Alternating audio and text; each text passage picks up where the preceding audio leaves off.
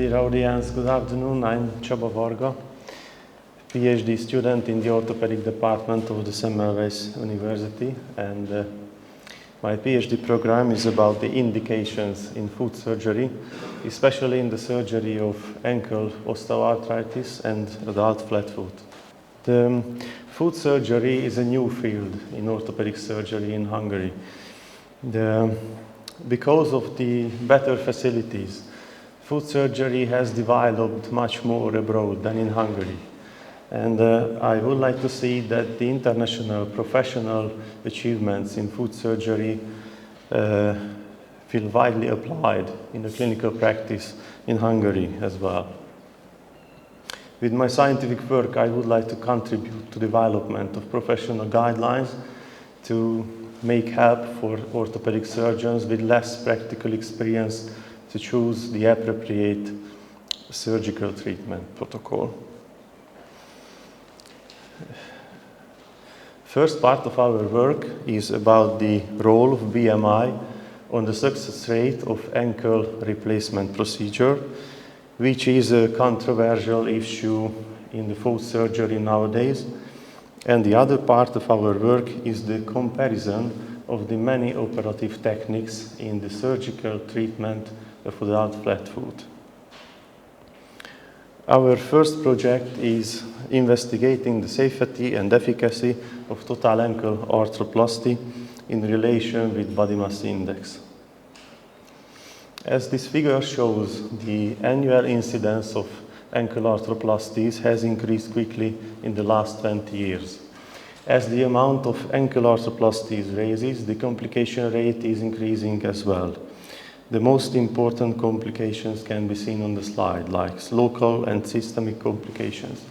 Some of these complications require revision surgery or long, heavy, and expensive aftercare. The ankle arthroplasty works with a higher complication rate as the hip and knee arthroplasty. Therefore, is it crucially important to know the risk factors of complications to avoid them. There are proved prognostic factors which can lead to these complications like diabetes, smoking, arteriosclerosis. But what about BMI and body weight? In the clinical practice, body weight is a crucial criteria in the patient selection because the negative effect of high BMI on the success rate of hip and knee arthroplasty is proven. But the prognostic role of BMI in case of ankle arthroplasty is still unclear. As the example shows, two scientific articles has appeared in the same year in this topic. One of them shows the negative effect of high BMI, and the other says it has no effect on the outcomes of ankle arthroplasty. So, in general, BMI is a source of many problems in orthopedics. For example, arthritis, enthesopathy, overloading joints, muscles, tendons. So our aim was to clarify the role of BMI as a risk factor for complications and revision procedures after primary ankle arthroplasty. So the clinical question was the same: does BMI increase the amount of complications and revision rate? And our hypothesis was yes. These appears in a higher proportion among obese patients after the ankle surgery. We collected the articles from 3 scientific databases, and after the selection we received 30 articles appropriate to the analysis. And this is the first sheet about our main result, about the revision rate of ankle arthroplasty according to the selected articles, divided the patients into obese and non-obese groups. The random effects model shows a 1.5 times higher rate of revision among obese patients after ankle arthroplasty, and we could receive a significant difference. It means that an obese patient has 1.5 times better chance to undergo a revision procedure as a non-obese patient. These results are regardless of the reason of the revision, whether it is due to septic or septic loosening or other reason. Some of the articles provide subgroups with narrower BMI categories, and you can see them below. And there seems to be the difference under and above 30 of BMI. We performed the analysis without polyethylene insert exchange, and this sheet is about the revision rate after ankle arthroplasty affected only the metal components of the implant. Here the chance for revision is even higher in case of obesity. Our next sheet is about all types of perioperative complications, which appears in a higher proportion in obesity, and the local complications like wound infection, for example, shows the same result. In these two cases, unfortunately, because of the high heterogeneity between the population, we could not prove the difference between the obese and non-obese groups. So as a conclusion, we can say that revision rate is significantly higher in obese patients after primary total ankle arthroplasty. And the clinical meaning and clinical implication is to predict and avoid the complications and to have the selection of the patients. So the complications affects the financial cost. So based on this result, it's considerable to change the treatment protocol plan in case of obese patients. Yes, we sent our article to the journal last month, and it's under review. The second part of our work is the comparison of the operative techniques for the treatment of adult flatfoot in the different stages. Something about the background. So the prevalence of the adult acquired flatfoot deformity is around 15% of adult population according to the latest studies, and 7 to 15% of EEFD patients needs to be treated due to the symptoms. But the guideline allows multiple choice of operative treatments, and that's the problem. This is the flow chart of the operative treatment of adult flatfoot according to the guideline. And you can see that one intervention is involved in several stages. And there are many methods to choose from within a single stage. So the guideline only provides options per stages, but the type of the surgery is currently selected based on the experience and the individual decision of the surgeon. And there are little evidence which procedures leads to better outcomes.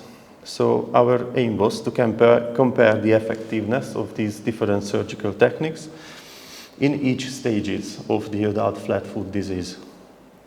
Clinical question is the same, which technique, and very simple, which technique is the most effective, and we hypothesize that there is difference between the success rate and the scores of the different surgical techniques.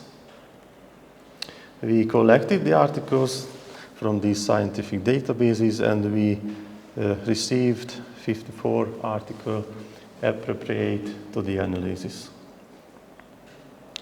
Again, an overview about our two projects. The first one was about the prognostic role of BMI, and the second was the comparison of the operative techniques about the adult flatfoot. And as I mentioned previously, our profession needs simple rules. That's why we ask simple questions, and I want to close my presentation with a quote of an American computer scientist: "Simplicity is the shortest way to the solution." Thank you for your attention.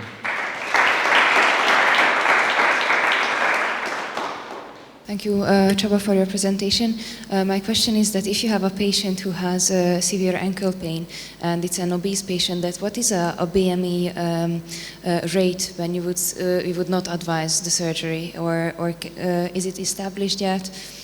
And yes, if the patient has really severe pains, then would you still do the surgery in some circumstances? Yeah, it's not an exact number, But as I mentioned on this sheet, I tried to find, was the first forest plot. Based on the subgroup analysis, we choose the cutoff value 30 of BMI. And was it quite good in this analysis? And this subgroup analysis shows that the difference seems to be appear under and above 30 of BMI. So the groups under the 30 gives the nearly the same result, and above 30 the groups as well. But the main difference is between this under and above 30 of BMI value. So based on this, I could suggest for that patient decrease the body weight under 30 of BMI, and after we try to make the operation. Thanks for the presentation. Next to the BMI, do you plan, or you are taking body composition measurement, for example? Do you have an in-body body composition measurement analysis to see the body fat and the skeletal muscle mass? Yeah, it's not necessary. So this BMI is one criteria between any more field of the indication criteria. I think it's not necessary to measure the fat tissue divided from the others. If this BMI is quite good and the X-ray is okay regarding to the bone quality, it's possible to make the operation. Yeah. Thank you. Thank you very much. Thank you for the question. Maybe that shouldn't me who asked such a crazy question, that how about higher BMIs? I mean, some studies actually differentiate and then they, categorize severe obesity over 35. So are there data for those, if that makes worse, or it doesn't matter when somebody is over 30? Yes, to declare this question, we had not enough data about it, unfortunately. So sorry, based on this, I cannot answer to you this question. Not to answer your question, but we have information about the hip prosthesis because we wrote a chapter for a book, and with this patient group there are a much higher complication rate. That was your question, but I have data just about the hip prosthesis, not about the ankle.